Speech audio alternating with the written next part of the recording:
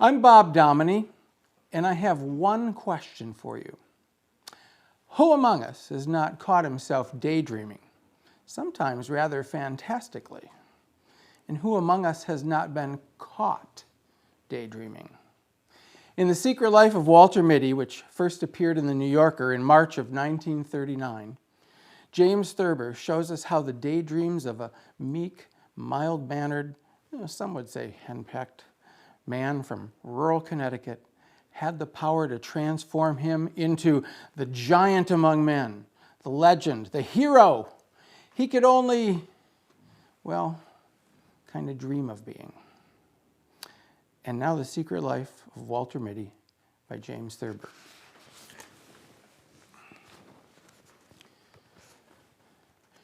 We're going through! The commander's voice was like thin ice breaking. He wore his full dress uniform with the heavily braided white cap pulled down rakishly over one cold grayed eye. We can't make it, sir. It's spoiled for a hurricane, if you ask me. I'm not asking you, Lieutenant Berg, said the commander. Throw on the power light, rev her up to 8,500. We're going through. The pounding of the cylinders increased to puckada, puckada, puckada, puckada. The commander stared at the ice forming on the pilot window. He walked over and twisted a row of complicated dials. Switch on number 8 auxiliary, he shouted. Switch on number 8 auxiliary, repeated Lieutenant Berg. Full strength in number 3 turret, shouted the commander. Full strength in number 3 turret. The crew, bending to their various tasks in the huge, hurtling 8-engine Navy hydroplane, looked at each other and grinned. The old man will get us through, they said to one another. The old man, he ain't afraid of hell. Not so fast. You're driving too fast, said Mrs. Mitty. What are you driving so fast for? Huh? What? Said Walter Mitty. He looked at his wife in the seat beside him with shocked astonishment. She seemed grossly unfamiliar, like a strange woman who had yelled at him in a crowd. You were up to 55, she said. You know I don't like to go more than 40. You were up to 55. Walter Mitty drove on toward Waterbury in silence, the roaring of the SN-202 through the worst storm in 20 years of Navy flying fading in the remote, intimate airways of his mind.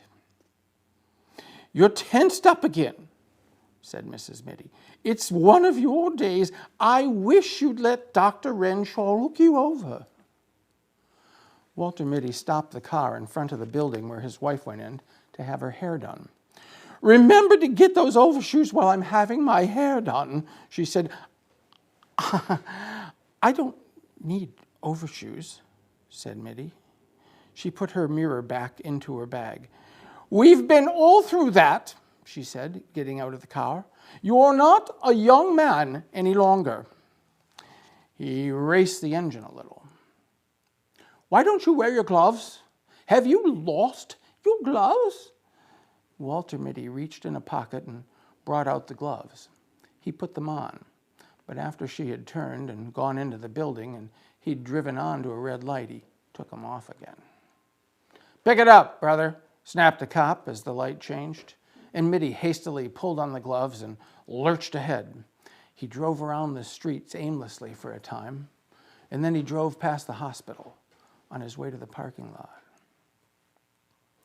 It's the millionaire banker, Wellington McMillan, said the pretty nurse. Yes, said Walter Mitty, removing his gloves slowly. Who has the case? Dr. Renshaw and Dr. Benbow.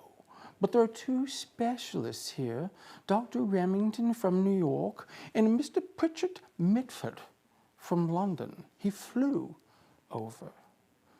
A door opened down a long, cool corridor, and Dr. Renshaw came out. He looked distraught and haggard. Hello, Mitty, he said.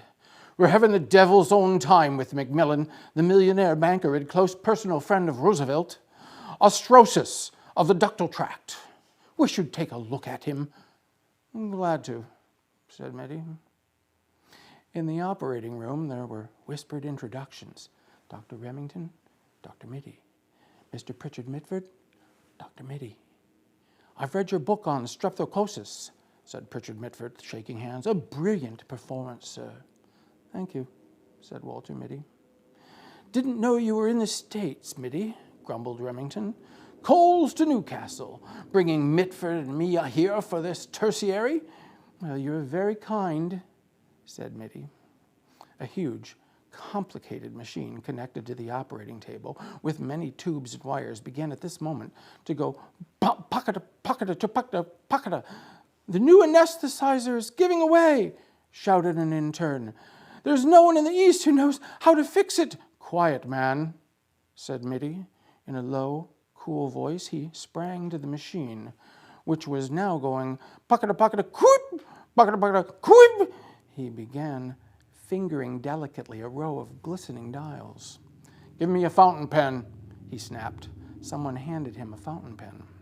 He pulled a faulty piston out of the machine and inserted the pen in its place. That will hold for 10 minutes, he said. Get on with the operation. A nurse hurried over and whispered to Renshaw, and Mitty saw the man turn pale. Coreopsis has set in, said Renshaw nervously. If you would take over, Mitty. Mitty looked at him and at the craven figure of Benbow, who drank, and at the grave, uncertain faces of the two great specialists. If you wish, he said. They slipped a white gown on him. He adjusted a mask and drew on thin gloves, nurses handing him shining...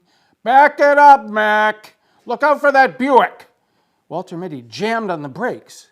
Wrong lane, Mac, said the parking lot attendant, looking at Mitty closely. Yeah, muttered Mitty. He began cautiously to back out of the lane marked exit only. Leave it sit there, said the attendant. I'll put her away. Mitty got out of the car. Hey, better leave me the key. Oh, said Mitty, handing the man the ignition key. The attendant vaulted into the car, backed it up with insolent skill, and put it where it belonged. They're so damn cocky, thought Walter Mitty, walking along Main Street. They think they know everything. Once he tried to take his chains off outside New Milford, and he'd got them wound around the axles.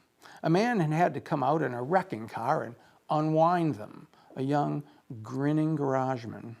Since then, Mrs. Mitty always made him drive to a garage to have the chains taken off. The next time he thought, I'll wear my right arm in a sling. They won't grin at me then. I'll have my right arm in a sling and they'll see I couldn't possibly take the chains off myself. He kicked at the slush on the sidewalk. Overshoes, he said to himself. And he began looking for a shoe store. When he came out onto the street again with the overshoes in a box under his arm, Walter Mitty began to wonder what the other thing was his wife had told him to get.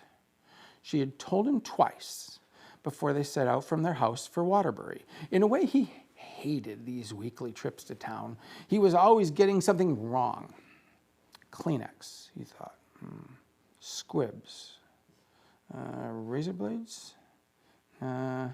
Toothpaste, toothbrush, bicarbonate, carborundum, initiative, referendum. He gave it up. But she would remember it. Where's the what's-its-name? She would ask. Don't tell me you forgot the what's-its-name. A newsboy went by, shouting about the Waterbury trial. Well, perhaps this will refresh your memory. The district attorney suddenly thrust a heavy automatic at the quiet figure on the witness stand. Have you ever seen this before? Walter Mitty took the gun and examined it expertly. Why, this is my Webley Vickers 5080, he said calmly. An excited buzz ran around the courtroom. The judge rapped for order. You are a crack shot with any sort of firearm, I believe, said the district attorney insinuatingly. Objection! shouted Mitty's attorney. "We have shown that the defendant could not have fired the shot. We have shown that he wore his right arm in a sling on the 14th of July. Walter Mitty raised his hand briefly, and the bickering attorneys were stilled. "With any known make of gun," he said evenly, "I could have killed Gregory Fitzhurst at 300 feet with my left hand." Pandemonium broke out in the courtroom. A woman's scream rose above the bedlam, and suddenly a lovely, dark-haired girl was in Walter Mitty's arms. The district attorney struck at her savagely. Without rising from his chair, Mitty let the man have it on the point of his chin. "Why, you miserable cur! Puppy biscuit," said Walter Mitty. He stopped walking, and the buildings of Waterbury rose up out of the misty courtroom, and, well, they surrounded him again. A woman who was passing laughed. "He said puppy biscuit," she said to her companion. "That man said puppy biscuit to himself." Oh, Walter Mitty hurried on. He went into an A&P, not the first one he came to, but a smaller one farther up the street. "I want a biscuit for small, young dogs," he said to the clerk. "Any special brand, sir?" The greatest pistol shot in the whole world thought for a moment. "Well, it says puppies bark for it on the box," said Walter Mitty. His wife would be through at the hairdresser's in 15 minutes. Mitty saw, and looking at his watch, unless they had trouble drying it, sometimes they had awful trouble drying it, she didn't like to get to the hotel first. She would want him to be there, waiting for her as usual. He found a big leather chair in the lobby, facing her, facing a window, and he put the overshoes and the puppy biscuit on the floor beside it. He picked up an old copy of Liberty, and he sank down into the chair. "Can Germany conquer the world through the air?" Walter Mitty looked at the pictures of bombing planes and ruined streets. "The cannonading has got the wind up in young Raleigh, sir," said the sergeant. Captain Mitty looked up at him through tousled hair. "Get him to bed," he said wearily. "With the others, I'll fly alone." "But you can't, sir," said the sergeant anxiously. "It takes 2 men to handle that bomber, and the Archies are pounding ale out of the air. For the Richmond Circus is between here and Solier." "Somebody's got to get that ammunition dump," said Mitty. "I'm going over. Spot of brandy?" He poured a drink for the sergeant and one for himself.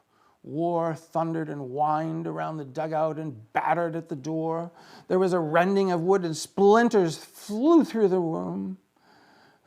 "A bit of a near thing," said Captain Mitty carelessly. "The box barrage is closing in," said the sergeant. "Well, we only live once, Sergeant," said Mitty, with a faint, fleeting smile. "Or do we?" He poured another brandy and tossed it off. "I never see a man could hold his brandy like you, sir," said the sergeant. "Begging your pardon, sir." Captain Mitty stood up and strapped on his huge Webley Vickers automatic. "It's 40 kilometers through hell, sir," said the sergeant. Mitty finished one last brandy. "After all," he said softly, "what isn't?" The pounding of the cannon increased. There was a rat-tat-tat-tatting of machine guns, and from somewhere came the menacing pocket of the new flamethrowers. Walter Mitty walked to the door of the dugout, humming, "Auprès de ma blonde." He turned and waved to the sergeant. "Cheerio," he said. Something struck his shoulder. "I've been looking all over this hotel for you," said Mrs. Mitty. "Why do you have to hide in this old chair? How do you expect me to find you?" "Things close in," said Walter Mitty vaguely. "What?" Mrs. Mitty asked. Did you get the what's-its-name, the puppy biscuits? What's in that box? Overshoes, said Mitty. Well, couldn't you have put them on in the store? Well, I was thinking, said Walter Mitty. Does it ever occur to you that I am sometimes thinking? She looked at him. I'm going to take your temperature when I get you home, she said. They went out through the revolving doors that made a faintly derisive whistling sound when you pushed them. It was 2 blocks to the parking lot. At the drugstore on the corner, she said, "Wait here for me. I forgot something. I won't be just a minute." She was more than a minute. Walter Mitty lighted a cigarette. It began to rain with sleet in it. He stood up against the wall of the drugstore, smoking. He put his shoulders back, and he put his heels together. "To hell with the handkerchief," said Walter Mitty scornfully. He took one last drag on his cigarette and snapped it away. Then, with that faint, fleeting smile playing about his lips, he faced the firing squad, erect and motionless, proud and disdainful. Walter Mitty, the undefeated, inscrutable to the last.